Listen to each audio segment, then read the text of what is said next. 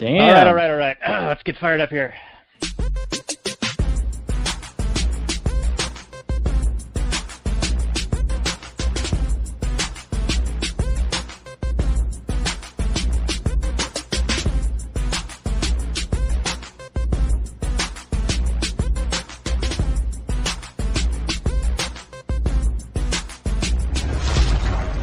Maximum freedom.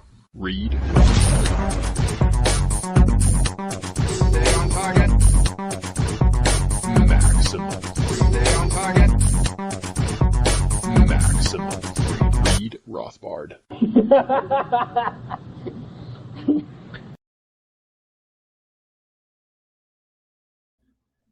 Well, hello and welcome to the Actual Anarchy podcast. This is that podcast where we talk about movies from a Rothbardian and Anarcho-Capitalist perspective.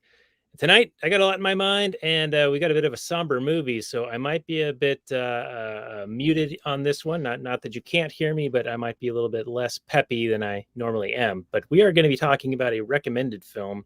Several people were commenting on some of our prior episodes of a Bollywood film. We did Three Idiots with our guest tonight, Jared Wall, and a couple of people were recommending several other Indian films that we got to do. And one of them was the film we're talking about tonight called Sardar Udham, which just came out last year. It's an Amazon film, and we're going to be having a pretty good discussion on it tonight. You can find the show notes more for this at actualanarchy.com/260.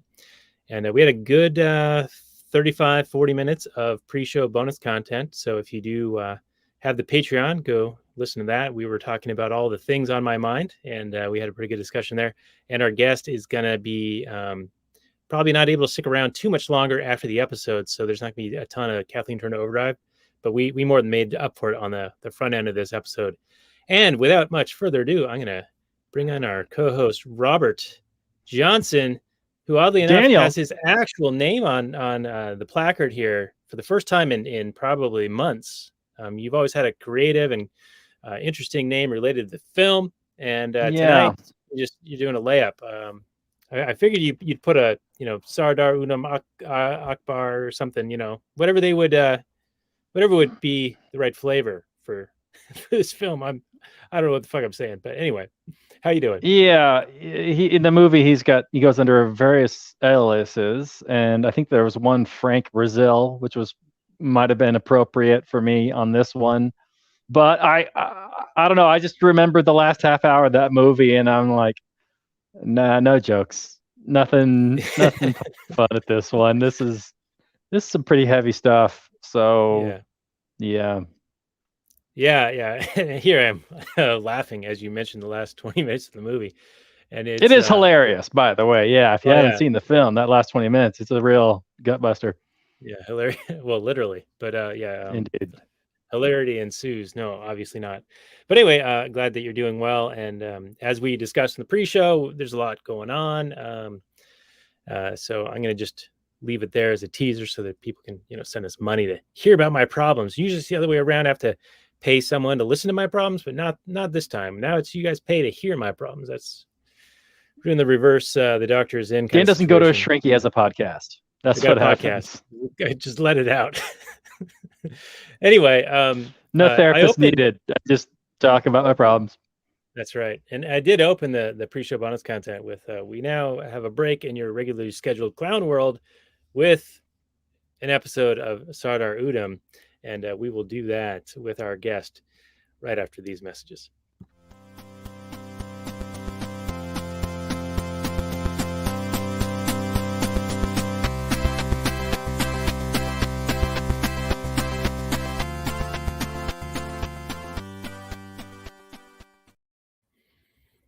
Hey everyone, it's Daniel Elwood and Robert Paul Johnson, and we are the Last Nighters. You can find us at lastnighters.com. And tonight we're going to be doing the Indian film by way of Amazon called Sardar Udham.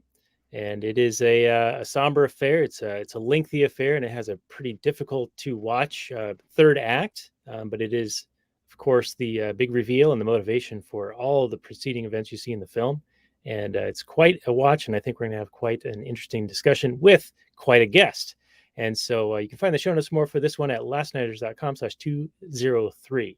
And returning to the show, and I feel weird having a such a somber movie to talk about when the prior appearance you were on, Jared, was not How High, but Half Baked. But you did do Three Idiots with us, which was a Bollywood film, an Indian film. And so when somebody suggested this one, I was like, who should we call? You're the man. So we called you, and thank you for joining us.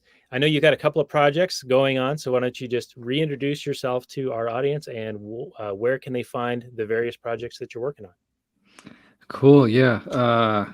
Great to be back again. I had a lot of fun last time talking about. Honestly, I can't even remember which one we watched now because we've joked back and forth so many times, whether it's How High or Half Baked, but it was Half Baked. So yeah, I had a lot of fun doing that. The reason I suggested that we that was a Jared suggested film that we watched because I wanted basically an excuse to talk about my latest kind of side hustle endeavor that my wife and I were going about, which is we started basically an e-commerce business to hustle Delta 8 cannabis products. So that's still going on. We're doing it at thehempspot.com. That's THC hempspot.com. Get it? But basically, it was something, it was, I figured out that there was basically a loophole that's been found around political prohibition of this plant that I'm a big fan of. Not just for the therapeutic so-called reasons, but for so many reasons. I'm a big fan of the plant, and I'm glad that the market has figured a way around the state. So that's kind of one of the driving reasons why we chose that as even though it's got some risk involved with it. It's perfectly legal, but it's just in a higher risk class because of the nature of it being cannabis, and it's always subject to the whims of politicians and bureaucrats. So it's a little bit more risky in that sense. The ticker on the bottom is killing me. You're like killing my concentration, or like losing my train of thought, laughing at Epstein didn't killing himself. So thank you for that. But yeah, so the hempspot.com, thchempspot.com, that's going on there. There's a coupon code for 10% off with I forgot even what it was. I think it was last night. Is that what we did?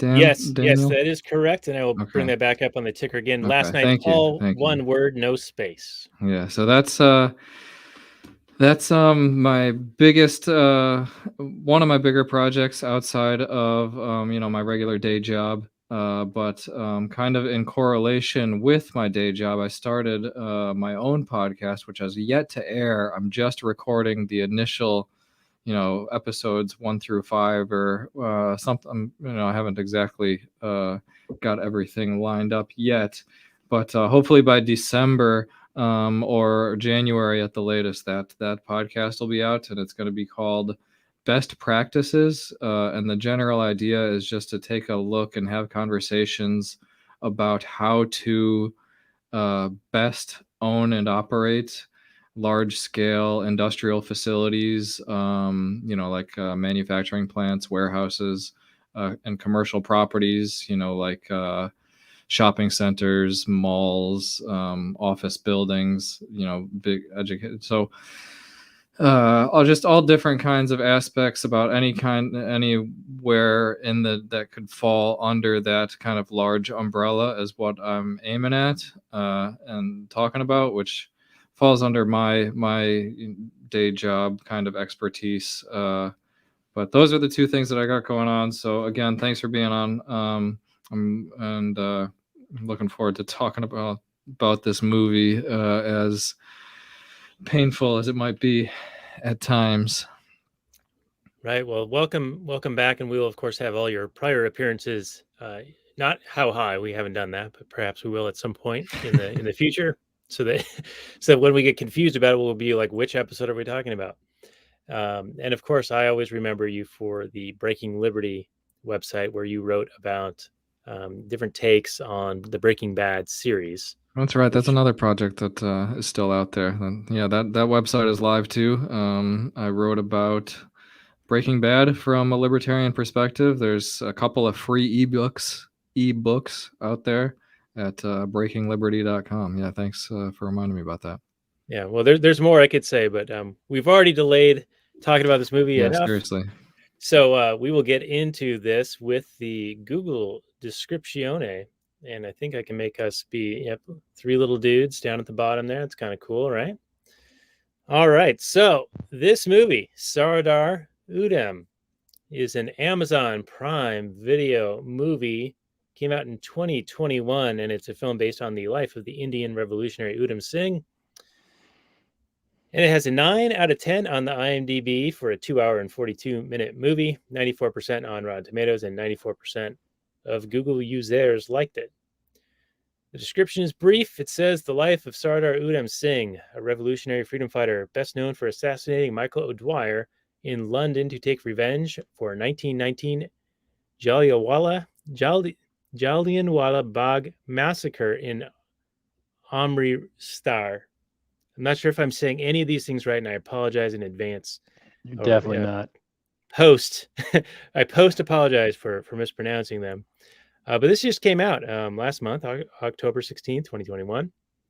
Directed by Shujit Sarkar, and has some pretty decent acting and actors and actresses. And it was a highly recommended film by a couple of people, and so I thought it might be worthy of doing. So that is our opening with the old Google description. And Robert, we'll go with your opening volley on this one. Sounds good. Thank you, Daniel. So yeah, I'd never heard of this film before until it was suggested by a YouTube comment. So thank you to whoever suggested it. It's a guy I'd never heard of. It's an event that creates him, or that turns him into a radical. And boy, if anybody ever asks him, why did you become a radical, he's got a really good answer. What was I going to say? The movie, the event, I think, was also in Gandhi. Am I right, Daniel? I want to say that scene played out in the movie Gandhi. I'm not sure. Remember that? I remember there was a scene in Gandhi where they're beating the people with sticks, and the people are just standing there taking it. Right. There's a lot of that kind of stuff. They also made, I think that was, I don't know if that was when they were making salt down in the ocean. But I seem to recall that Gandhi, this is happening while Gandhi was alive, of course. Mm-hmm. And I think he responded to this and made some hay out of this event. But as you can imagine, like we've mentioned a million times on the show, when you butcher a whole bunch of people, you don't just solve all your problems. Amazingly enough, it tends to piss people off, tends to make people angry. And I think what Ron Paul said, blowback is the cost of empire, or terrorism is the cost of empire. And this guy's definitely branded as a terrorist. He is a kind of self-described radical communist, and I think that a lot of the British authorities like to call him a communist. But he seems to be, and he hangs out with communists, but you don't get the sense really that he's like the biggest ideology Marxist. Like, he's definitely on that side, and he's inspired by those people, but he seems to be more of just a anti-imperialist. Like, he seeks justice. So at a few points in the film, he does go on the Marxist, socialist, communist, worker type guy, like work is slavery kind of stuff. But I tend to think that he kind of more fell in with those people just because they seem to be, maybe he was already one of them before he was radicalized by the attack. But it seemed to be that he was more motivated by the attack and less by this political ideology. At least it seemed to me. At least that's what came across to me in the film. Maybe he was a radical Marxist, and he just so happened to also be one of these, guys seeking justice. But as it's portrayed in the film, before the attack, he's just kind of living. Like he might have been a member of the party, but he wasn't even at the group with the party, the Radical Socialists, whatever, DCHP or whatever the name of their party was. I forget. He was just kind of living his life, having this deaf girlfriend, and then he's, dragging bodies to a local semi-hospital in the most brutal, even under threat of death from this curfew that was also imposed by this British governor at the time. Yeah, this was Hacksaw It's a Ridge. really well done Ridge. film. It was right, yeah. Except he didn't have any qualms about grabbing a gun later on. But yeah, at the time he was definitely just trying to save any lives he could, and yeah, that was a really hard ending. But the movie's really well done. I wasn't familiar with any of the actors, but they all did a perfectly fine job.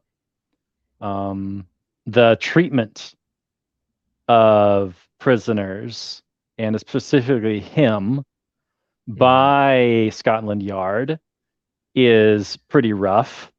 They definitely don't shy away from their torture techniques. He got waterboarded. He got like nails put underneath his fingernails. He got electrocuted. I don't know, all kinds of, just beat the shit out of him a bunch of times. Force fed. That was pretty rough. And I force fed. I do want to. I know I want to get into whether it was a justified killing or not. Like if this was really revenge, really justice served. That's definitely a question I want to get into. Because the character that he kills, the governor or the person in charge, I don't know if it's the governor of Punjab or whatever the guy's name is. He's given like this Teddy Roosevelt speech where he ends up getting shot by Udham. And it seems to be, I don't know if that's just like an idea at the time, but it seems to be really popular around the turn of the 18th, 19th century, where these political figures were really swallowing their own Kool-Aid of how awesome imperialism was, and just how savage the rest of the world was, and how they had a duty to invade and take control over and dominate and police, because these people are all just savages and that sort of thing. So I definitely want to get into that. But overall, I could see why this is so well reviewed. Yeah, I think this is going to end up being a really.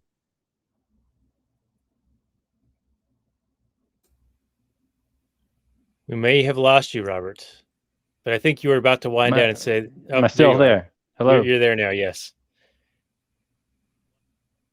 Oh, now he's gone. All right. Well, I think he was winding down anyway, Jared. Sounded that way. But yeah, I mean, he touched on everything or all the main points that I would want to talk about in terms of where we can go with a conversation here.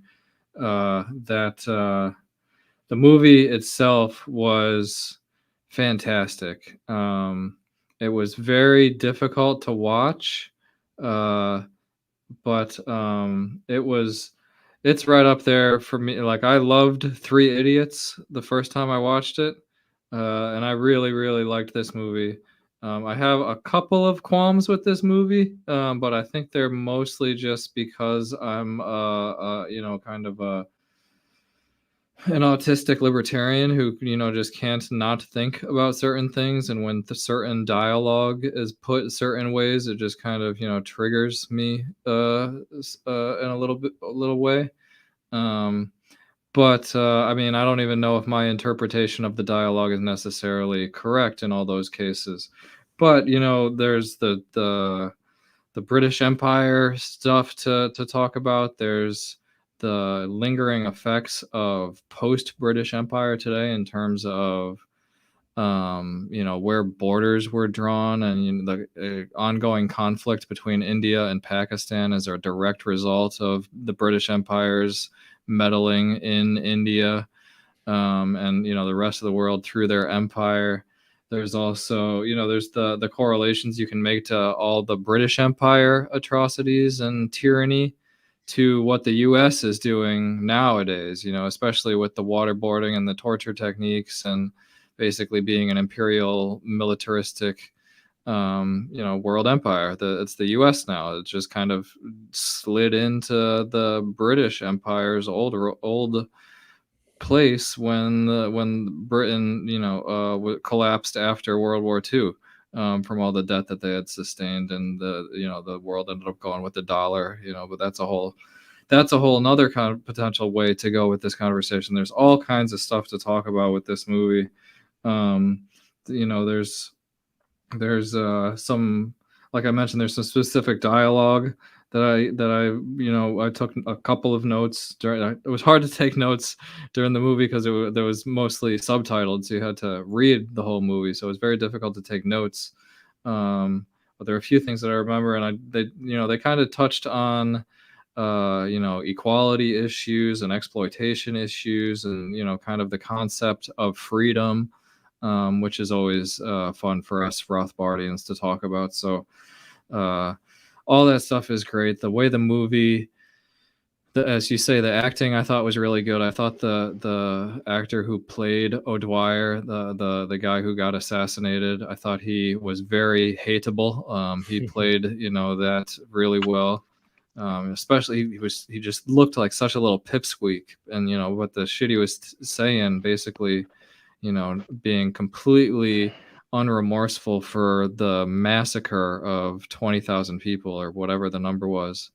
That was great. And I also loved the way that they told the story. It kind of jumped around a little bit. It felt like because it showed the assassination almost right in the very, the first act. And so it kind of felt like, it peaked real quick, but then the way it told the story after that, and it kept linking back, and then it, more and more kind of revealed what led him down that revolutionary path, with the ultimate, reveal at the end of, what the big thing was that created him as a revolutionary. Just really, really fantastically done movie.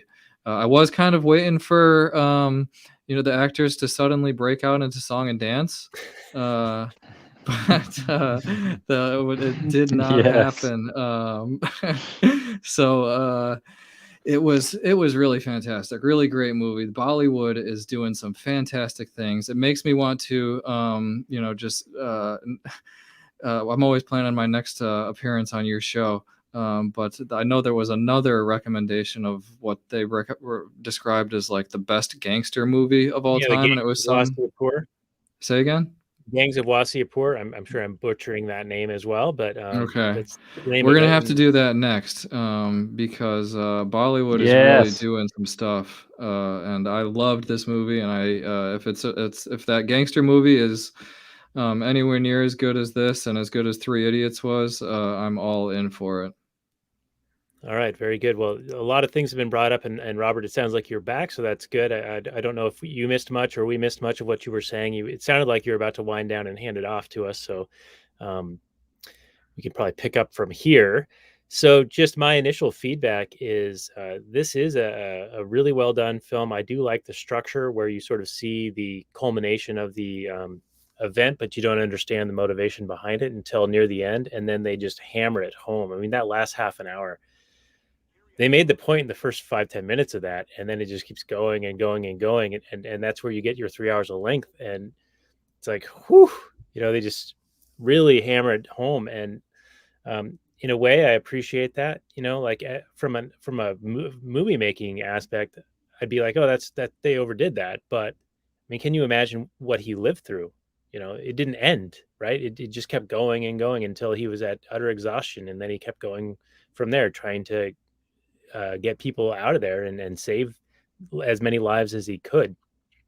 And so, if you're trying to like make the audience sort of like intimate just even tiniest amount of discomfort to share that experience, I think it is effective. And I probably just offended a bunch of people, but I think that's perhaps why they just kept going with it, to make you uncomfortable as a viewer. This is another thing that this is an event I wasn't familiar with, and I'm sure that there are atrocities and historical events that have happened throughout history in various cultures by various peoples in various places. And history is written by the victors, so you often don't hear about these things because the victors are often justifying to themselves the actions that they have taken and see themselves as the heroes. Robert and I have talked about this many times. So, we get a narrative from the guys who thought they were the good folks, the good guys in most situations. And but then you also get, some, I would say, politicized attacking of certain cultures and people for politicized reasons, and they tend to ignore atrocities and other horrible events that were commonplace throughout history, and they tend to pin them on just whatever the current viewed, power structure or regime, or what's the right term I'm looking for here, but it's part of the critical theory in general. Like whatever the system is, you're against it. So you're always criticizing and taking a negative opinion on everything, even the good things in a culture or society. And so that's all to say that I think that this is an area of history that probably wasn't familiar to a lot of people outside of India, save for this film coming out. And so for that, I think it's educational. It's as far as I understand, it's a fairly accurate, portrayal of what occurred. It's a biopic of this man, and I want to get into a couple of the questions that Robert, you'd brought up. Was this justified? Is it just revenge? And I think that if it was just revenge, he would have taken that revenge far earlier. And he worked for the guy. He was in his house, right? He was looking to make a statement. He was not looking to. Right. I He wanted to let that. people of England know. Right. And not in a terrorist way, more in a symbolic way. Because also, I mean, this guy did this like so many years prior, and he's an old man. He's what's the average age of human lifespan in the 1930s and 40s? The guy was 75, 76, something like that. He wasn't long for the world. So it's not as if Sardar Udham was killing the guy and robbing him of many years. You know what I mean? Like, it's kind of a shitty way to look at things, but killing a young person who has a full life ahead of them feels a bit different than people who are in their 70s and 80s and killed by a governor or two to be used as fear propaganda to perpetuate a certain narrative. I think you all know what I'm talking about. Speaking of what we all know that I'm talking about, I also noticed that O'Dwyer used this protest as a collection of his enemies to be made an example of and to instill fear in them. And so that I liken to certain things that we're seeing today, where fear is a powerful motivator, and they continue to pile on the fear through propaganda and agitprop. And in the pre-show bonus content, we were talking about people who are blue-pilled and who are buying into that fear, and people who are being red-pilled because they're seeing these things not add up anymore. And so that is a bit, perhaps, the silver lining in these things. But that is one of my fears, is when we see these massive protests happening, or rather don't see, because they're often not shown in mainstream media, but they're happening all over the world. New Zealand, Australia, France, Italy, the UK, various cities in the United States, things like that. But you hardly hear about them. Maybe if there were peaceful protests that were, burning down buildings, maybe we'd hear about them. But I wonder if the elites, and I don't even necessarily mean the political class, but I mean like the class which the political class are like their buffer, if they give a shit that people protest and what effect it actually has. especially when they can control the narrative and squash the appearance of dissent and things of that nature. And so I know I'm straying from the movie. I know, but I do see some similarities in tactics here that that are justified in the 1919 situation because he wants to instill fear in the populace for political aims. I mean, he's literally a terrorist, the O'Dwyer. He's literally using violence to promote political ends and using fear to keep people from protesting, rising up against the British imperialism. And this is another thing that you often hear when in the years past, I used to debate, socialist types, socialist leaning people, and they would always liken capitalism to imperialism. And I always said, no, those are different things. But you can see why they might think that, especially when you look at, okay, we have the British Empire doing colonial shit, claiming to be capitalists. So obviously it makes a bit of sense that people would take them for their word that they're capitalists and they're doing this imperial shit. Therefore, capitalism is imperialism and vice versa. So I know I just rambled all over the place, but Jared, has anything I've said made any sense? And do you have anything that you are interested in responding to? And then we can go to Robert. I guess I'll touch on that last point that you made about, in terms of, I was just kind of talking to my wife recently about we were talking about, a lot of East Africa was under British colonialism. And then when they left, basically, I guess my point is that by the time Africa got its independence, and this is, probably not related to the movie exactly, but by the time a lot of African nations got their independence in the early 60s, it was after the glory days of the West was over, and these newly independent nations in Africa, they were either forming governments in reaction against the West or trying to imitate the West, but they were trying to imitate this new West, this 1960s West, which it was just all about democracy and not about property rights and individual liberty and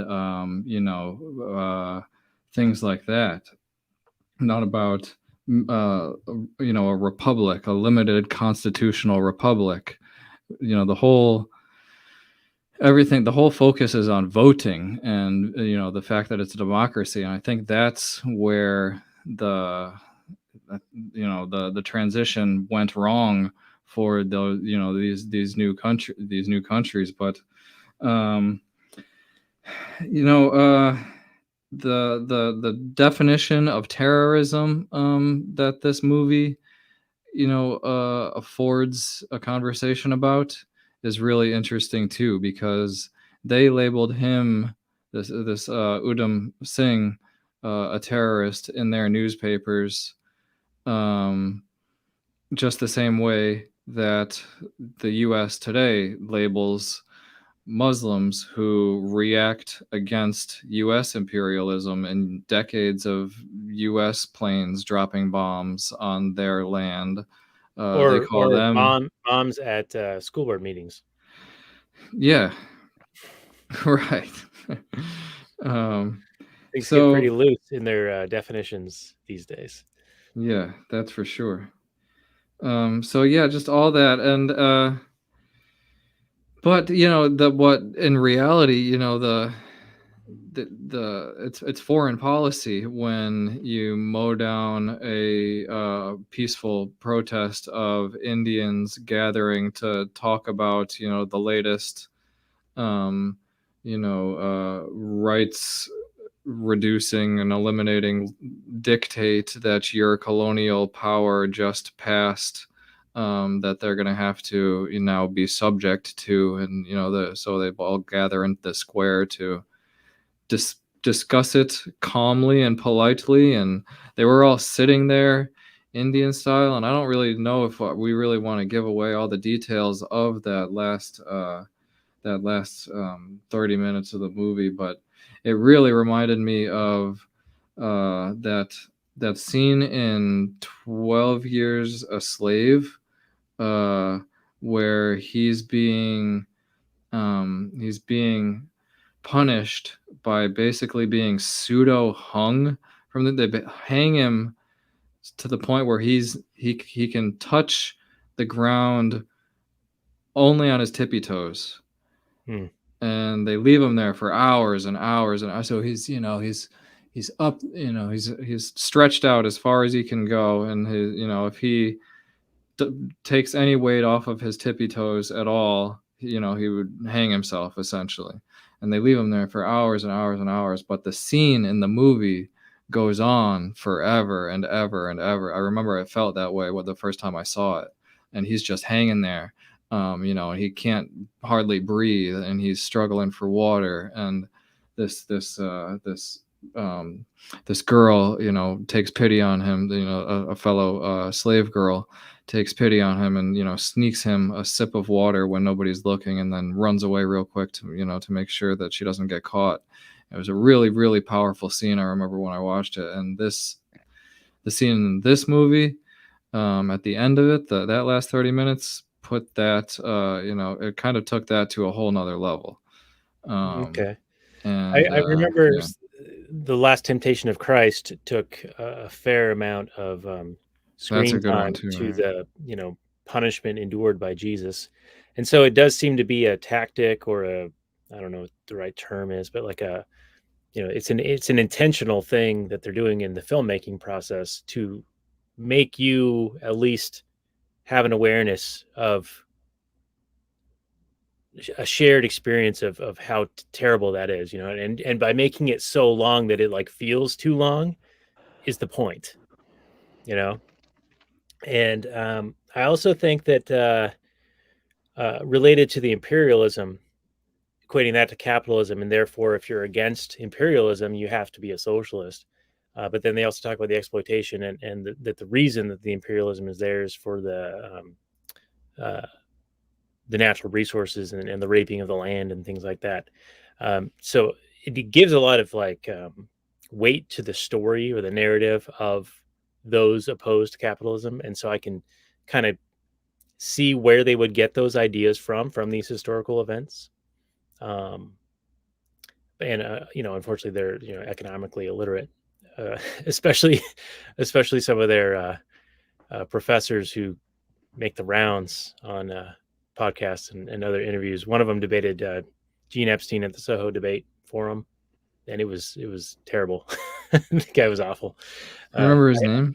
I do. Yeah, I almost don't want to say his name. He's so terrible. I listen. Yeah, I don't want to give him even like the. Yeah, his name's Richard Wolff. You can find it on the Soho website. Yeah, Richard Wolff, and he had I remember that a tweet of the reason prices are going up isn't money printing or inflation. It's greedy capitalist ketchup companies. It's fucking ridiculous. The guy's an absolute clown. But he's at a prestigious university as a professor of economics with a PhD. So what do I know? I'm just a guy sitting in a fucking box in my driveway. But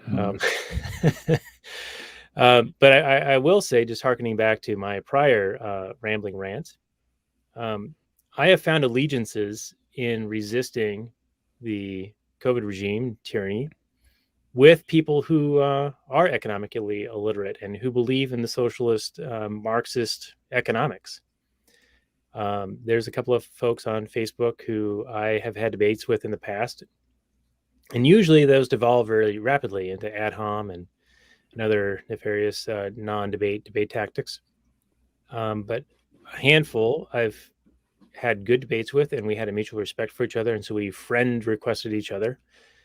And one of them has been posting very good things about what's going on in the world today with the overreach of government and all of those things. And so he and I have connected via DM, and we are aligned in resistance to a common enemy, even though we view economics and how the world works in totally different ways, and to me, that's like a bit of a silver lining as well, in that now there is something that people can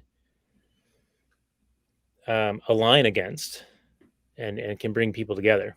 And today, that's the most important thing to be against. So if you're going to be aligned on that, then the economic disagreements, that can be decided at a later date, whatever. Well, to me, I mean, they're interlinked, but So, to an extent, yeah. But if my economic policies were in place, there would not be the of massive course, concentration of power to be able to do any of this shit. right. And Right. if he had his way, they'd have zero resistance to it, or like they'd have ultimate authority. So hopefully more conversations lets him connect those dots himself in his own brain. Is Robert dropped out completely? Can we hear his voice and just not his video, or do you know? What do you think, guys? Can you hear me fine, or what do you think? We can hear you. Yeah. Yep. I think your limited internet going to no video is probably helpful. So I know we've said a lot of stuff. I've sidetracked us, derailed us several times, and I'm sure you got a steam of energy to fire away. I've got a few things I can mention. I apologize for my connection. Yeah, it seems to be hit or miss tonight, a little bit sketch. So I want to go back to the thing Daniel was talking about, the O'Dwyer ordering the hit. When he does have that phone call to the general, it very much reminded me, like, all of a sudden I was watching The Sopranos and it was Tony Soprano like talking to his capo. And he's like, we need to send a message to these people. I mean, he said he danced all the way around it without actually saying, yeah, go and shoot these people in the face. Yeah, no culpability or no plausible deniability. He's like, I never said anything. What are you talking about? Now, after the film, or the very, very end, right before the credits roll, they interview the O'Dwyer and the general guy. And as we've talked about a million times, people are the heroes of their own story. And I want to know, or at least I have a question for you guys. Did it seem like, because they, in their mind, or at least what they said was, hey, we saved millions of lives, or hundreds of thousands of lives by taking a few lives. So it was like a 10-1 save. We're the heroes. I mean, all of a sudden, these guys are perfect prognosticators. They had the perfect knowledge of what was going to happen in the future. And if they didn't shoot all these people, it was going to lead to this massive communist revolution and everybody was going to die or whatever. It was for their own good. It was for their own good. It is for the good of overall for India. Now, does that ring hollow to you, or did it? Because it kind of smacked of ex post facto justification. Like, yeah, we killed them, but it would have been worse had we not. Like, same with like every governor and their COVID policies for the past year and a half. Yeah. It's just endless. Yeah, it's bad, but it would have been worse if we had done nothing. I mean, at the end of the film, when were those interviews to have been taking place? It was the Hunter Commission, I think, which was looking into the events that occurred in 1919. So it must have been a few years past. Probably back in Britain.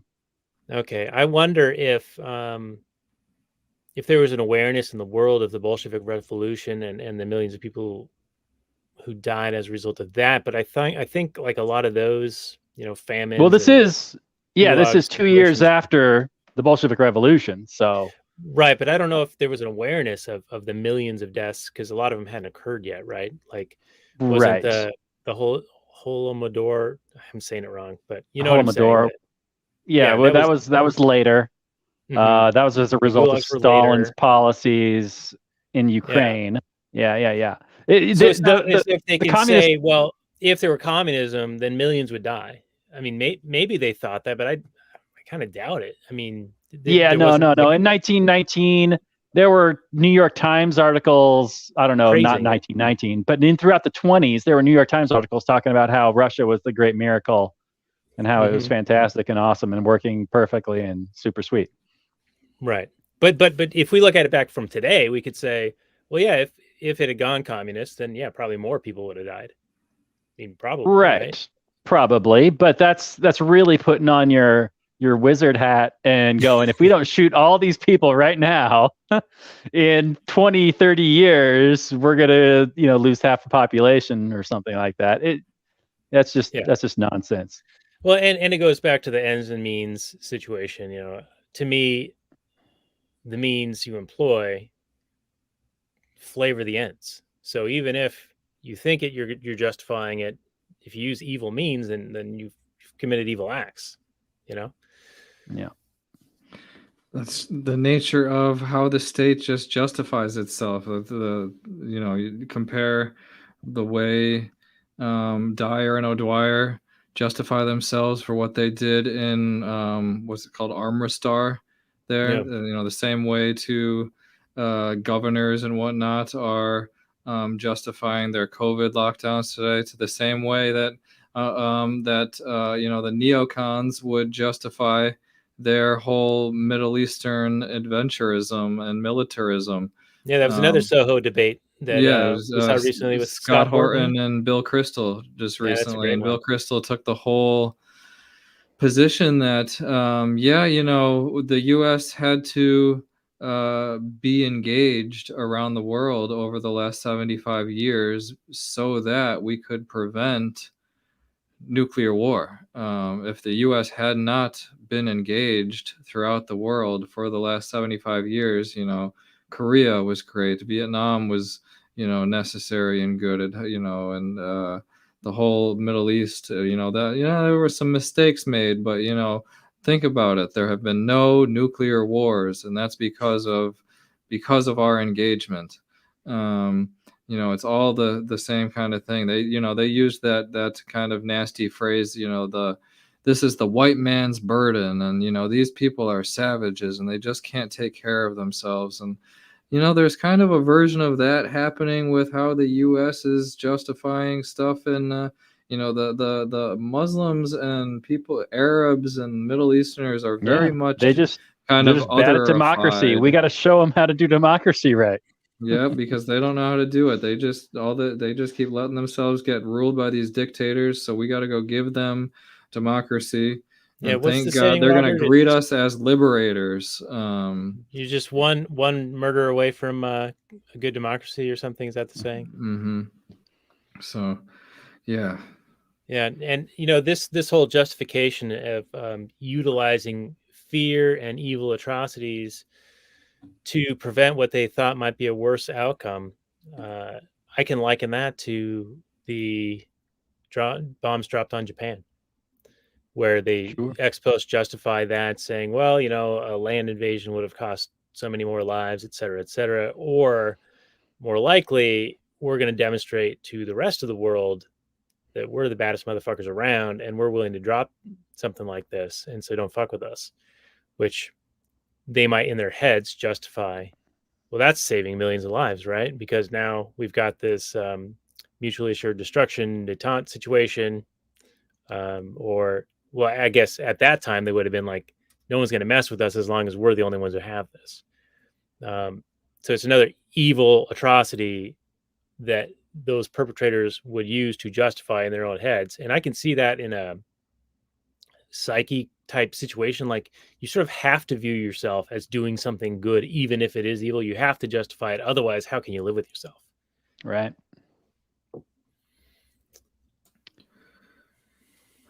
Yeah, it's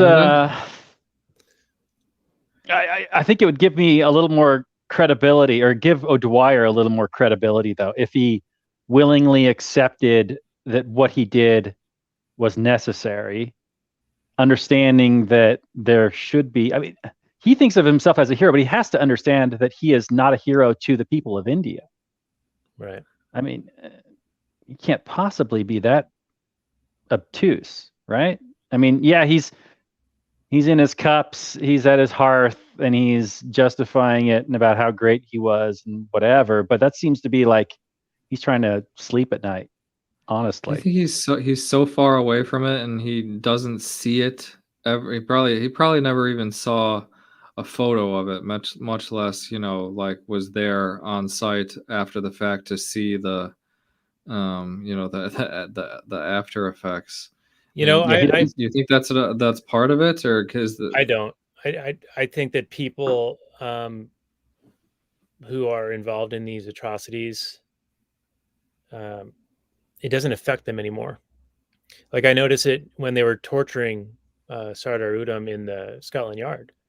The guys were the prison guards were just going along with it. You know, they're just people. You know, and they're doing these awful, horrific things to this man.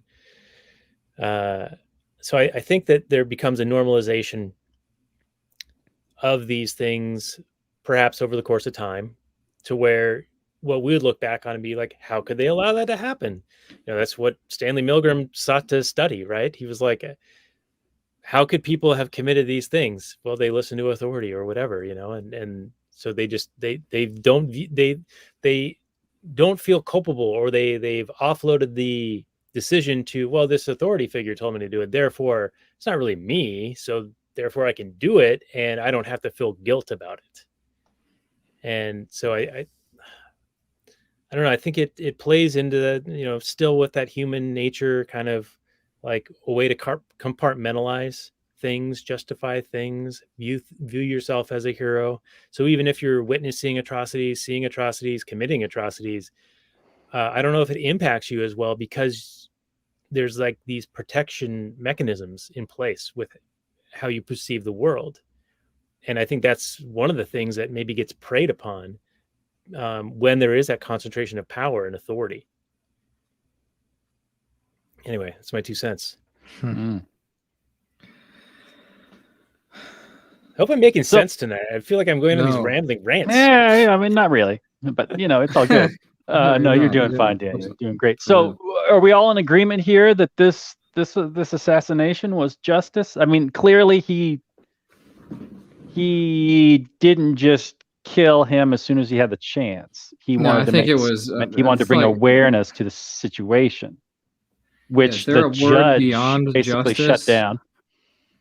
That's kind of like, you know, heroic justice, you know, like he called it protest.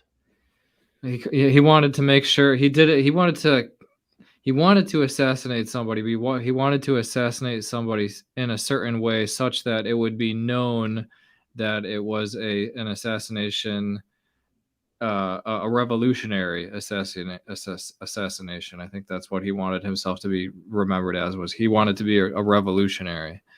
But I mean, in terms of it being justified, it was not only justified, but it was really, you know, it was heroic.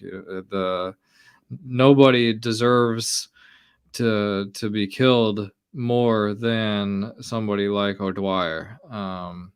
And, you know, whether there's not really a death that's bad enough for some of these people, that you know, people like you know, the counterparts to O'Dwyer that exist today, the counterparts to Dyer that exist today, just who, the enforcers, you know, who marched their soldiers out there. I you know, honestly, I kind of give the soldiers a pass, because people sometimes are, you know, so day to day that, you know, the salary is, you know, but, you know, once they say pull the trigger, and then the thing that stood out to me was shooting, those were Indian soldiers, right? Yeah, they were Indian soldiers, and that's a good, thanks for bringing that up, because that's what the British Empire was notorious for, is they were really, really good at splitting up the local populations, to, you know, to be in conflict with each other, and using one to be their enforcement arm, you know, kind of boots on the ground. Yeah, that was what the Hutu and Tutsi thing, and that was the Dutch, right? Yep, that was the Belgians. I'm sorry to the freaky deaky Dutch. It's the Belgians. Yeah, but the French came in there during the genocide time period, during the early 90s, when all that was going on. So, you're not wrong that it was the French then, but it was the Belgians who colonized them. But it was Britain who colonized Kenya, and they were the Kenyan. I forget what they called them, but the Kenyan basically version of those Indian soldiers who fired on the crowd were very notoriously brutal and would, were the main lines of fighting against the Mau Mau revolution that rose up in Kenya to fight against the British imperialism. And I wish, honestly, I feel bad for our listeners. I wish I knew more about Indian resistance to British imperialism, because I think that would do this movie a lot more justice. But I know British imperialism in general was just extremely, extremely harsh. I've got a friend that I worked with at my last job who was from the Kashmir region, which is the kind of the disputed territory between India and Pakistan these days. And he, to this day, and he's too young to, he's only a couple years older than I am.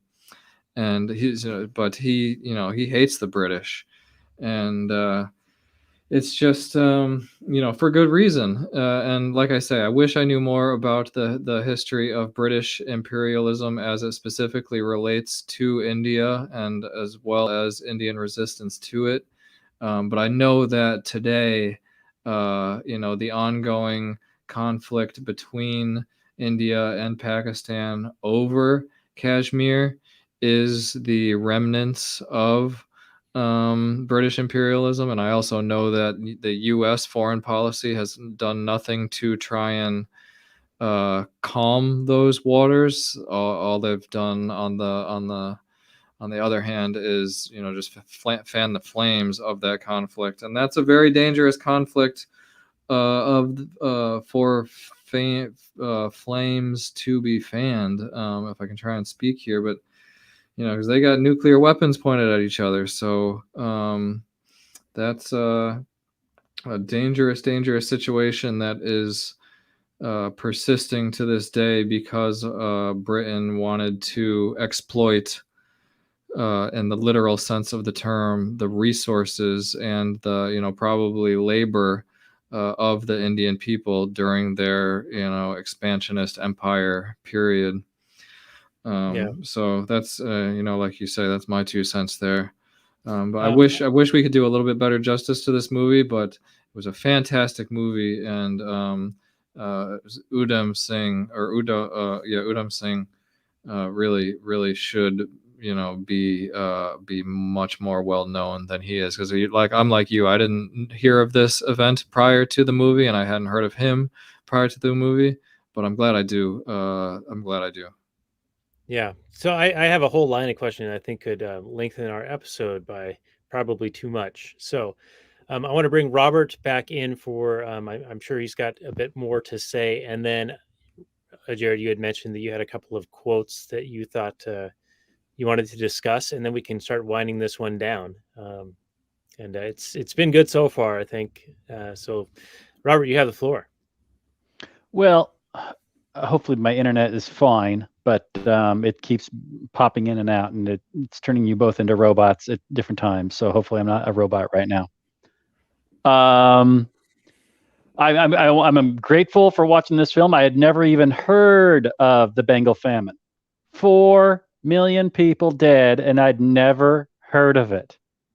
So if that's not a case of history being written by the winners and ignoring the result of their atrocious and horrific policies, the fact that Winston Churchill, I don't know the details, but the movie attributed to Winston Churchill's World War II policy, which I assume diverted food from the Bengal region of India to the front lines or wherever else he thought it was necessary, a result of central planning.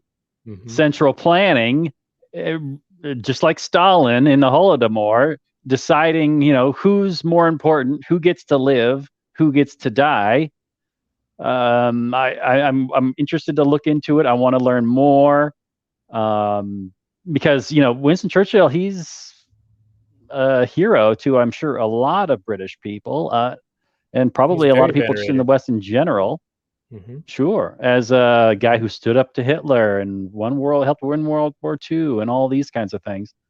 And he had a lot of fun quotes, and he was a smart guy, but you know, he's just like this perfect dude. I mean, even though I think he only killed a few people in like Africa and the wars when he was fighting in those.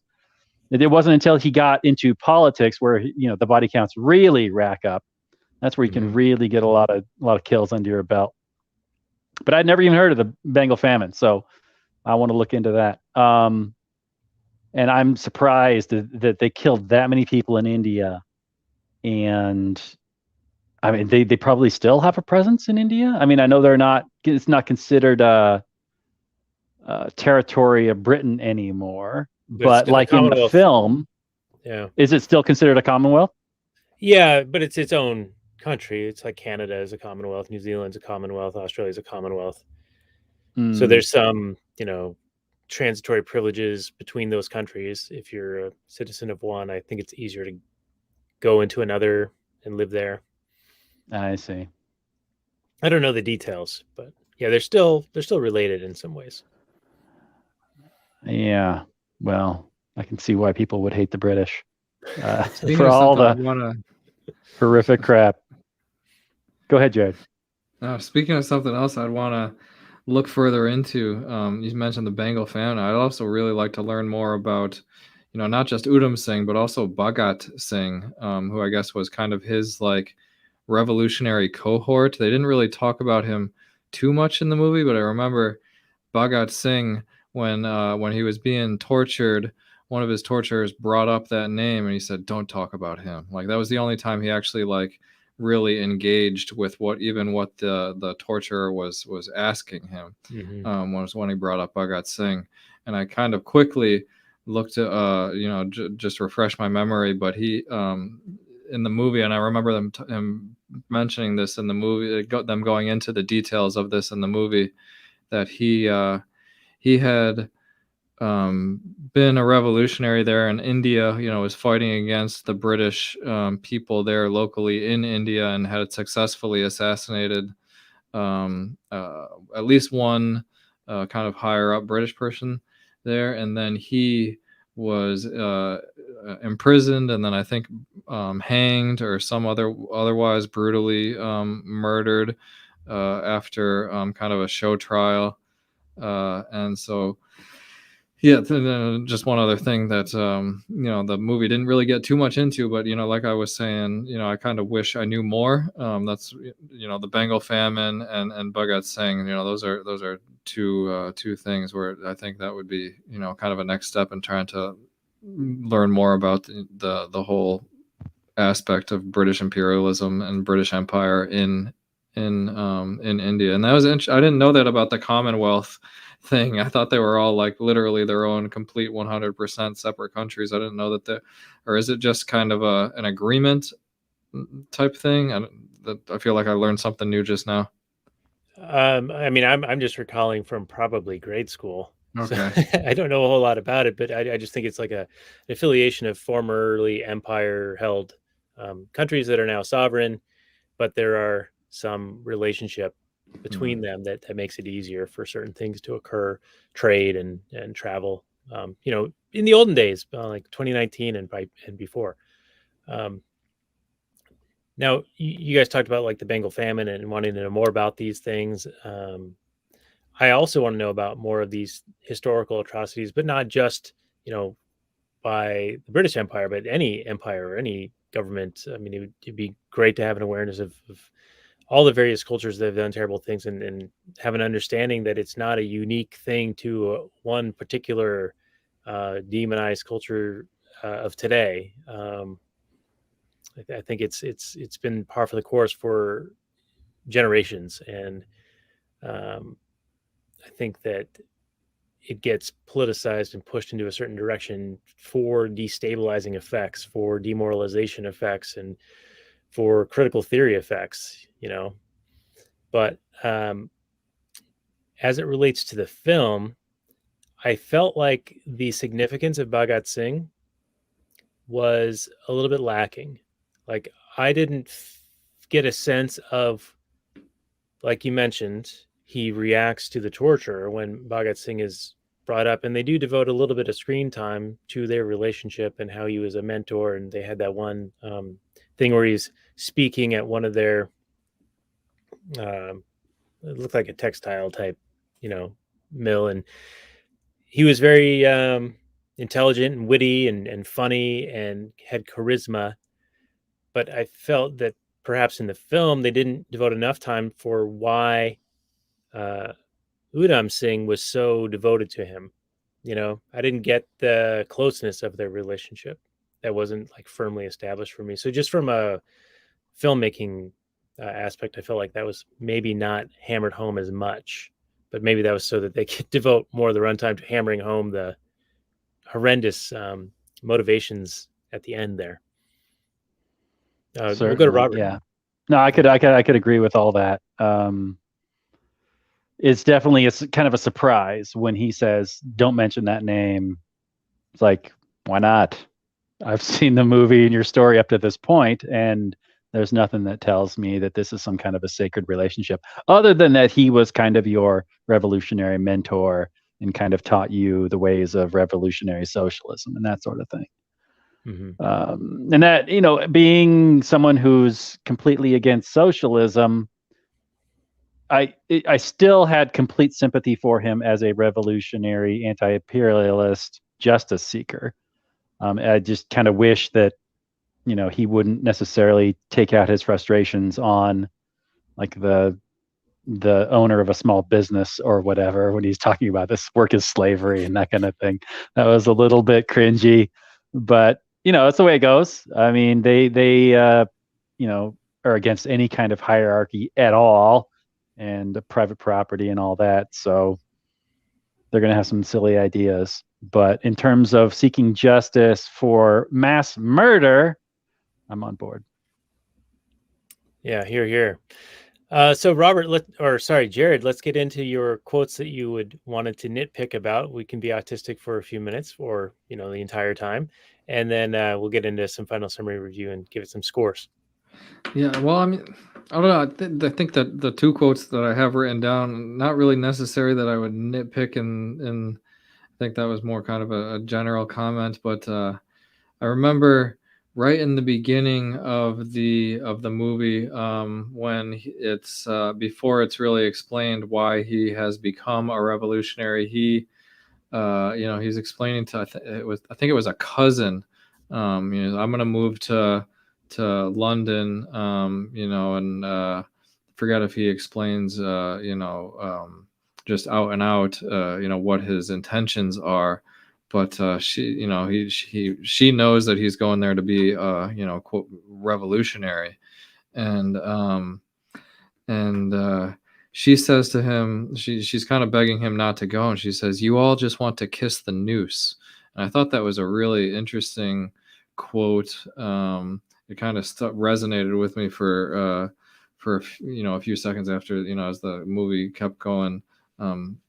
Kind of lost myself in that quote, and kind of just you kind of feel for her, because obviously there's a very strong, powerful reason why Udham would want to be a revolutionary, but he's got family that he's leaving behind to go do that, and she knows that when he leaves to go do what he's going to go do, she's not going to be able to see him again, because it's going to result in his imprisonment for the rest of his life at best and his execution at worst. So I was really taken with that quote really early in the movie, and that that I was hooked into this movie very early, and that's one of the reasons why I felt like, oh, the dialogue's really good, the acting's really good, the cinematography was excellent, and the whole movie was great that way. But that's one quote that I had thought of. So any thoughts on that from either of you? I read that as she was trying to dissuade him from doing what he was going to do, and saying, you just want to kiss the noose, like you just want to like live dangerously, You just want to or go be a martyr, basically. take a risk that's unnecessary when you could just live your life out. But this is also before we know the motivation is revealed at the end of the film. So I guess in a way, it sort of puts you a little bit off balance. Like you don't understand how strongly motivated he is at that point. You just know that he wants to do something, and she's like just kind of right. Maybe she knows what he's experienced, but you as an audience don't know. So she's saying it one way, but we're hearing it as, oh, he's making a choice to do this because he wants to live dangerously. He's assuming a greater risk than he might otherwise. But and I think that's due to the nature of how they tell the story. Whereas if we knew up front the atrocity, they open with that, well, then that bit of dialogue means something different as a viewer if they use it after you know the atrocity. Yeah, that's a really cool way of looking at it. I'm obviously not a professional movie reviewer, so like putting that way of looking at it, together in my head, it makes perfect sense why it would stick out to me more, because I don't know what the real motivation is. I think he's just, he just wants to be a revolutionary, and she doesn't want him to, and she loves him, and he's not taking that into account, just because of the that wild and free and go Wild West, be a revolutionary. But yeah, cool. Thanks. That helped me think about that from a different way. So I like that. Well, and I will give you your professional movie reviewer badge when you've done your 10th episode. Okay. I don't know exactly. I'd have to add it up. You're close. I think it's more than 5. Yeah, halfway there.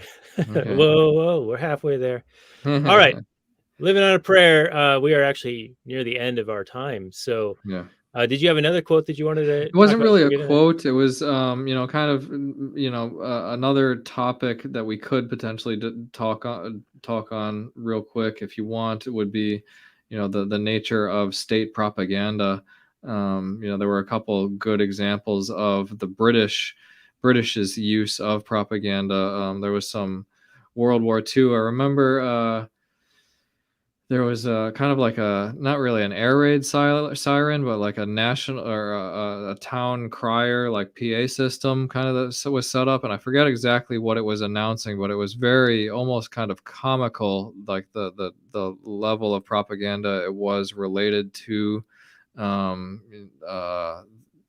War II. And I forget the exact details, but it was something about maybe even, the Germans and calling them a certain word, or, I don't remember, but I remember that. But I remember also because he was so engaged with the IRA, the Irish Revolutionary something Army, Republican Army, Irish Republican Army, the Irish Revolutionary Group, and when there was a big, I guess, raid on a store of arms that the IRA had, that was going to be transferred to the Indian revolutionary cause, and the British government made a big deal out of that. And I don't remember if it was in radio or on a clip of a newspaper that they showed, but it said, it called it acts of sabotage against the state is what the people were going to be charged with. And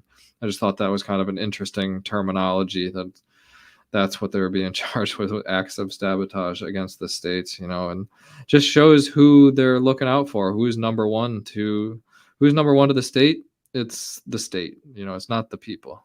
Yeah, there's a great quote. I think it's a Rothbard quote. It's about, who do you think the state is really looking out for, themselves or for you? Who do they prosecute when something happens against the state? Are they more severe when it's against the state versus against a citizen?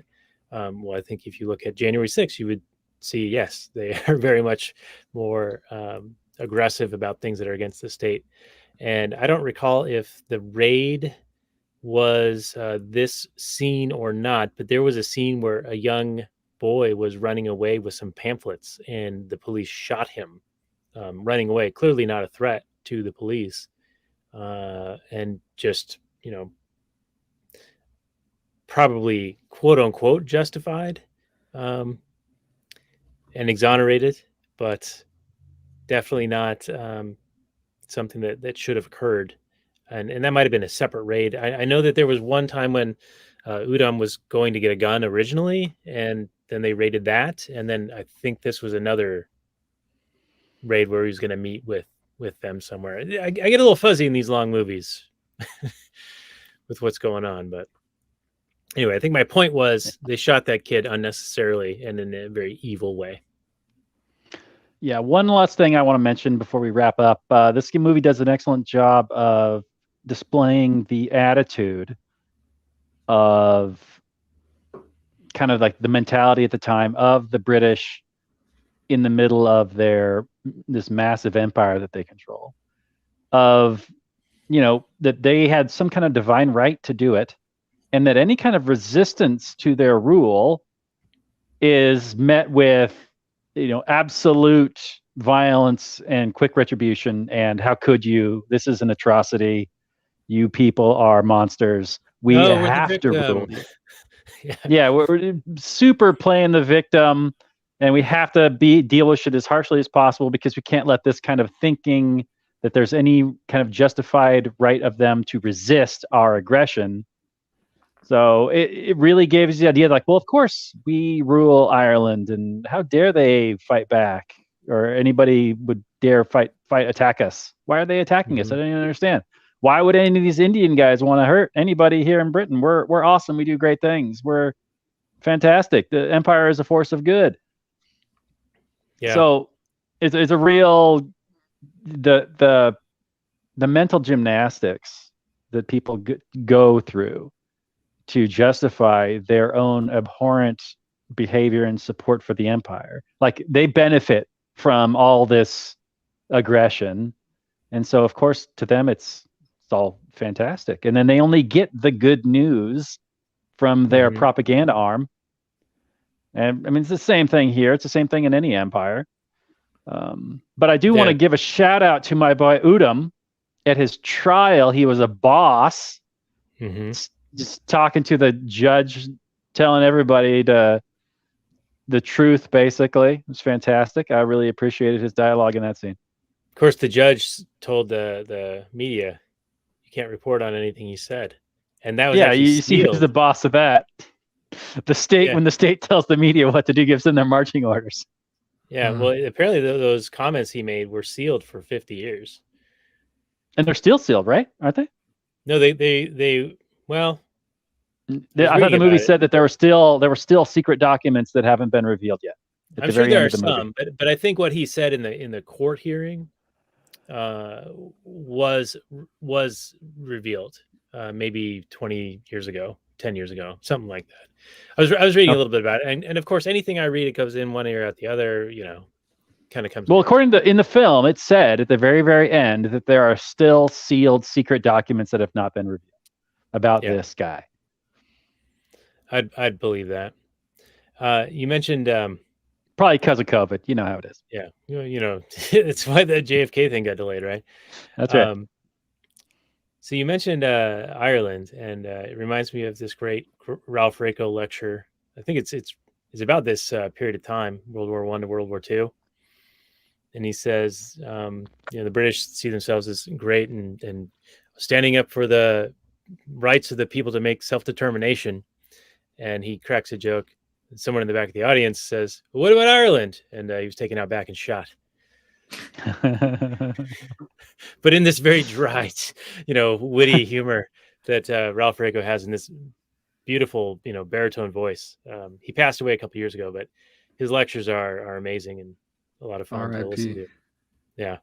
Anyway, we should start winding it down. We were going long as we want to do here. So, Robert, do you want to just take us down that path of final summary review and how many volleys out of 10 are you having the firing squad do against the peaceful people meeting? I don't want him to do any volleys, Daniel. What's wrong with you? All right. So 0. I'm going to give this movie a 0 out of 10. No, the movie. Okay. So Sardar Udham, should you watch it? Absolutely. I want to learn more. It's obviously something that's been whitewashed over and forgotten in history. And I'm glad movies like this are being made. It's an absolute crime what happened, and it's a crime that's been covered up, and it's a crime that's continued to be covered up. People should know that empire is aggression. It's not this benevolent thing that these people are going over and just making these savages. I think that's more and more known, but it's often the CRT people and the critical theory people that are just upset with everything. They come at it with this almost cartoonish view. I I don't think you need to take it that level to realize that it's horrific. Trade is the benefiting factor, not the empire and the ruling and the aggression. You can benefit everybody by just trading with them. You don't have to go in with soldiers and forcibly dominate them. And I think we're all well aware of that. Sardar Udham, it's a very interesting told story. It's interesting that they end on the atrocity, and that really makes it really, you leave with it. You're going to hold on to that atrocity. You're going to remember that scene for a long time. I think by the way they ended on it, you get a sense that he is, a dedicated person to this cause that he has, and he's talking about it throughout the film. But when you see it for yourself, then you really become a fan of his, in the sense that, yeah, somebody needs to go out and get justice for this atrocity. These people can't just, well, I did it as a matter of doing my job, doing my duty for the state, so I'm a good person. I think there's some humanity in that guy, and I was a little upset that he didn't. I don't think he got killed, right, by Udham. It was him. It's just O'Dwyer that got killed, and then a few other guys got injured, right? It wasn't the general guy. He didn't get shot at all. No, he had already died. Oh, okay. Yeah, Udham visits his grave actually in the film. Oh, I must have missed that part. Okay. Anyway, and as a score, maybe a number of cartloads of people you've saved or that were saved out of 10. That's okay. Maybe a better. Is that better? That's still a pretty morbid. Pretty morbid. No, I got an idea of what I'll do. I'm going to go with a revolutionary fist in the air. How about that? It's well acted. I definitely see more of this director's work. It's well directed. The cinematography is excellent. I was just impressed with the entire production. I thought it was all quite good, especially doing a period piece. It all looked great. So I thought that the storytelling was quite interesting. It wasn't exactly your typical story. I thought it was well told. It jumps around a little bit, and then there are a little bit of time jumps where I wasn't quite sure what was happening, especially when he's like going to Russia and then he's not, then he's going to Russia and he's back in England and whatnot. But I understand he was moving around a lot during that time, and I'm not sure they necessarily needed to have all that in the film. But overall, I can't really fault any of the storytelling. I thought it was all quite well done. So I'm going to go with 9 revolutionary fists in the air for Sardar Udham. R.I.P. Sardar. Hopefully you will not be long forgotten. All right, very good. Well, I think that's a pretty good take and a very good score. I saw some reviews related to this film calling it a masterpiece, and I think that there are some arguments to be made for that. I think that there are a couple of areas that maybe could have been done a little bit differently, but I do like the overall narrative structure where you sort of open with the ambiguity, so you don't really understand what the motivations really are. I mean, you probably have an idea. They do talk about some of the things that are happening and some of the mistreatment of his people and the exploitation and the lack of being able to choose their own destiny, things like that. But it really is driven home at that end scene, and it just goes on and on and on, and I think to good effect. That's actually a quote in the film. I think he says that they fire to good effect. So I didn't mean to do that, but I think that is effective in storytelling and in making the film, to leave that with your audience and maybe leave them wanting to know more about these things. And I think adding those little title cards at the end where they talked about the Bengal famine and one other event that another million or so people died as a result of. It's like a stepping stone into, okay, you've seen this, you're affected by it. Here's something else to look at. Here's something else to look at. It's sort of like a red pilling kind of thing. I guess that's a theme of mine tonight. So it makes people interested to look into more of these things, and that is an effective way, I think, that you can get some interest in things that would otherwise go unseen.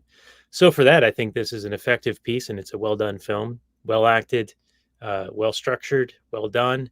And I'm going to give it 8.5 raised fists. So, like a Gage Grosskreutz half, but the other one is the 8. Have you seen the trial? It's a fucking shit show, clown show. Prosecution. I've totally seen some ridiculous. updates. I've seen some commentators talking about it. It's been. But there's two different realities, though, man. Like the blue check mark Twitter, they think he's totally guilty and evil and white supremacist. And then people who have eyes to see are like, what the fuck is the prosecution even doing? But anyway. Yeah. Jared, I think one of the things you mentioned, the title cards, was that 2.3 million Indians died in World War II fighting for the British. Oh, right. Yep. That was one of them. Yep. Conscripted, probably.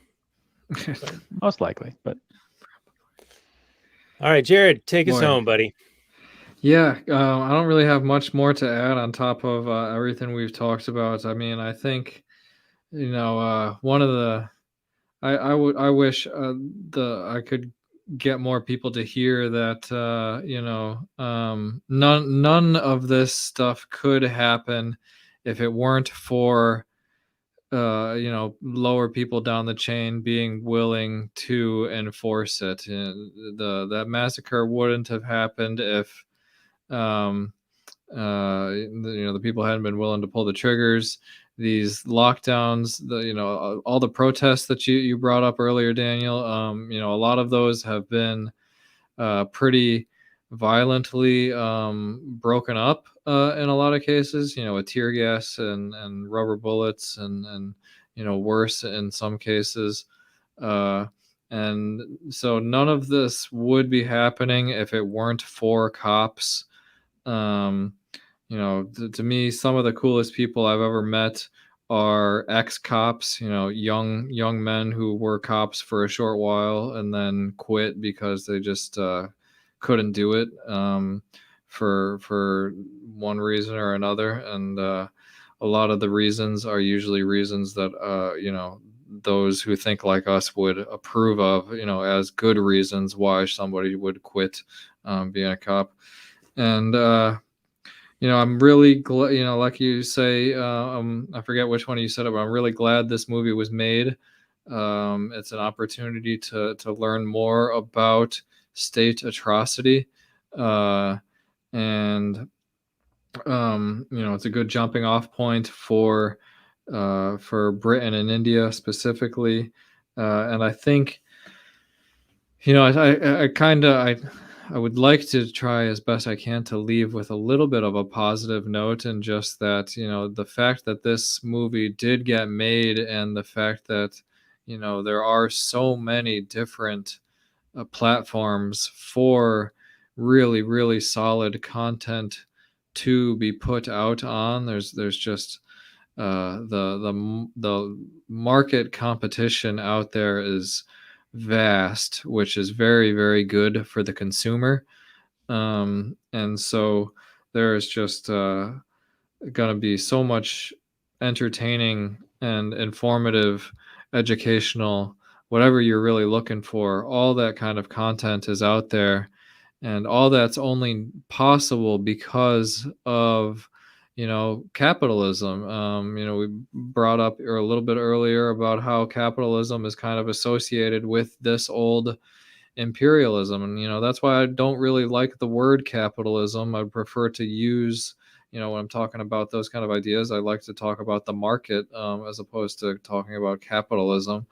But in people's heads, capitalism is, buying and selling things, and the government, and bombs dropping, and, soldiers and police enforcing authoritarianism. So those things are all unfortunately connected in a lot of people's heads. And hopefully we can take advantage of, what the market has provided in terms of competition for content creators and the ability to put content out there, that maybe we can change some of those minds. And, as this seemingly, as it seems like this current order is finally crumbling, hopefully we'll be able to build it back up better than what it was prior. So yeah, hopefully that wrapped things up there nicely. I kind of managed to bring it together in my head there. Anyways, I always like talking with you guys. I don't know if you're gonna do a Kathleen Turner. I'm probably gonna bow out. So Daniel, if you did have one last question that you were hanging on here, go ahead and ask it. But I want to give it 9.5 star, or not stars, but fists in the air. Can I give 9.5 bullets to O'Dwyer's torso? Maybe that's a little bit too dark, but I think he only got 2 or 3. It's the third darkest of the options. So okay, but it's in the right direction, I think, at least. Yeah. But No, great movie. And thanks. Okay, well, I hope you can stick around for just a little bit longer. We're going to wind down here, and maybe just for a few minutes, keep talking. And a little bit of Kathleen Turner Overdrive, which is available for our Patreon supporters. We did about 35-40 minutes of pre-show bonus content, which will explain what I'm about to tell everyone now. There is a lot going on, as I discussed in the pre-show bonus content, and it may affect my ability to devote the resources, time, and energy to the show. So at this time, I don't have a show lined up for next week, and potentially for several weeks thereafter. I'm not going to rule out doing a show if something comes up where there's just something we got to do and there's time to do it and we got a guest lined up and all of that. But for right now, I don't have a show lined up. So I'm not saying there won't be a show next week. I am saying there might not be a show next week. So that's sort of the half pseudo announcement that I had, because I have a lot of things I need to sort out with changes going on, with mandates being imposed and lines to be crossed, borders to be crossed potentially, and making sure that I make the best decisions that I can at this time for my family. So I'm sure that will give lots of people things to have questions about. But anyway, that's our show tonight on Sardar Udham.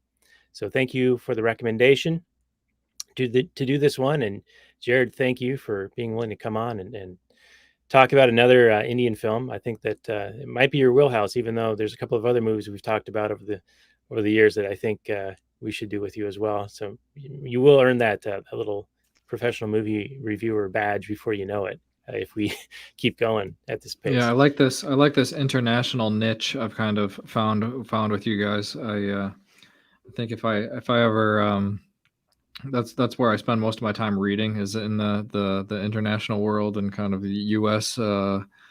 Wars over the years.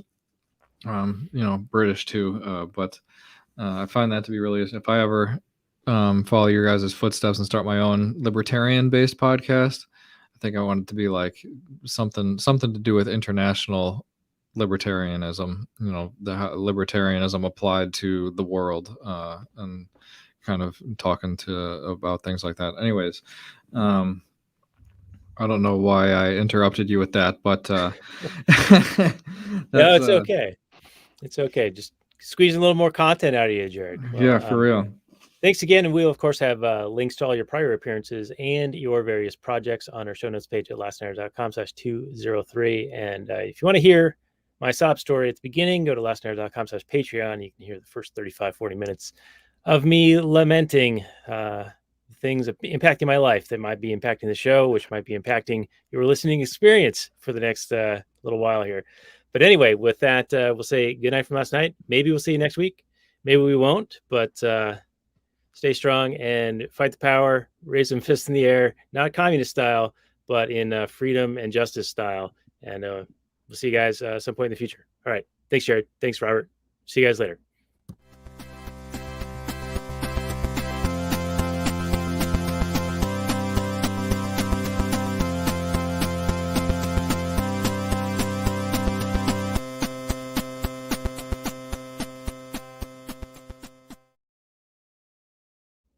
All right, and just a few more minutes on the actual Anarchy podcast before we get into the Kathleen Turner Overdrive, which is after another musical interlude. So you're getting a little bit of bonus content if you know us from the actual Anarchy days. And I had a bunch of questions I wanted to keep going with, but we were already an hour and 35 minutes into this. And Jared, our guest, is on the East Coast, and it's late for him, and he's got a half-hour drive before he goes home. So I'm going to just boil it down to one question. And we'll get a rapid fire answer. And you feel free to expound upon your response. But I'll go to you, Robert, first. Was Sardar Udham justified in the murder? Can we call it a murder of O'Dwyer? Your take. Was he justified in his murder? Yeah, I would say he was carrying out the justice. I mean, he made a great. His point was excellent.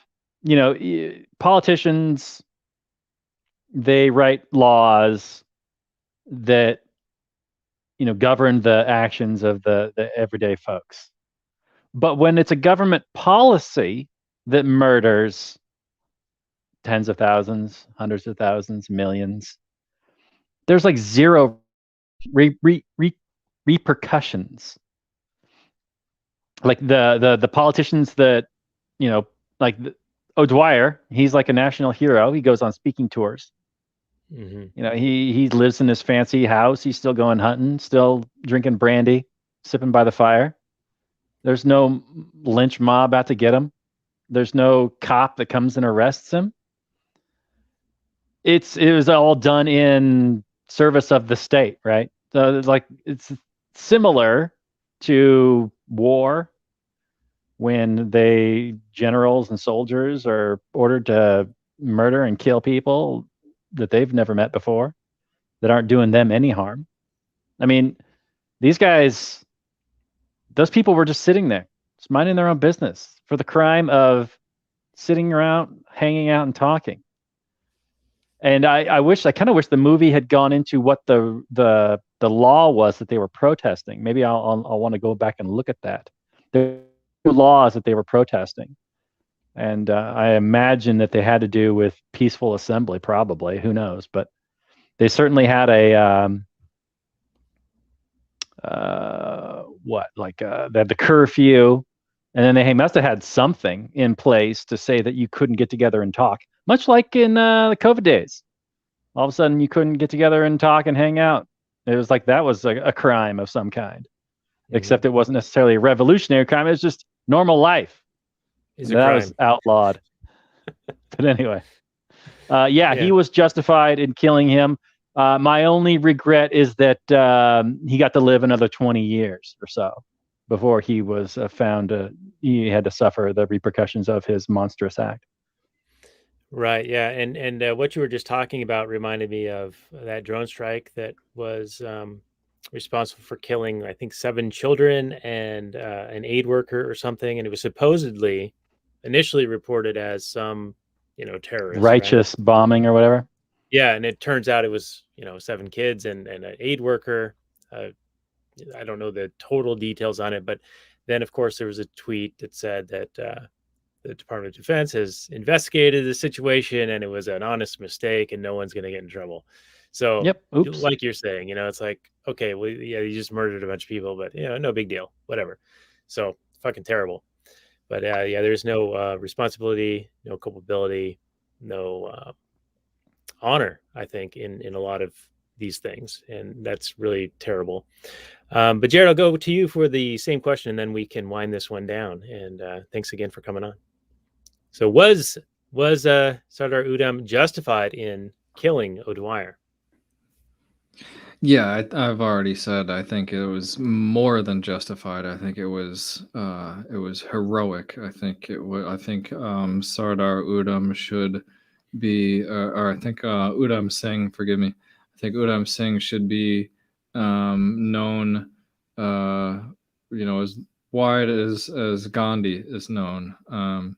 And I'm again thankful that this movie was made. I'm thankful that I got to get this brief kind of introduction and taste of what there still is.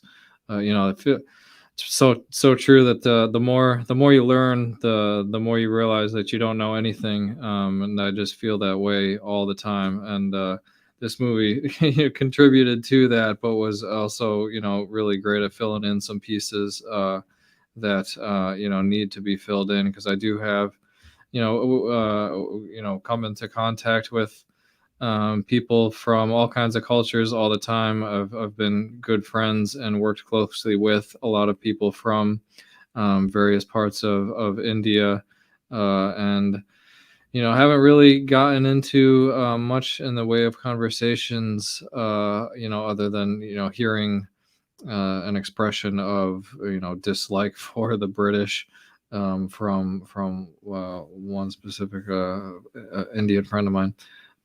But yeah, no, a great job out of Bollywood, an achievement, and yeah, everybody should see it. It's very very well worth it and very well done.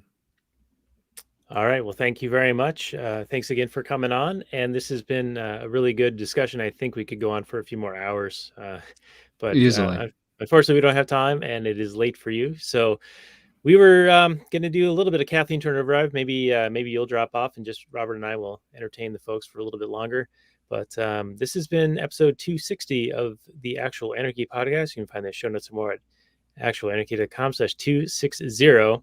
And we may or may not see you next week. But if we don't, or even if we do, I do wish you maximum freedom. And stay strong, everyone. We will see you sometime in the future down the road.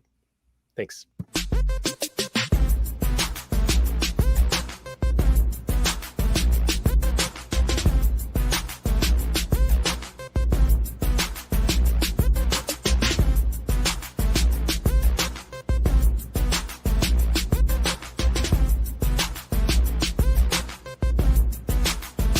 The Chipmunks.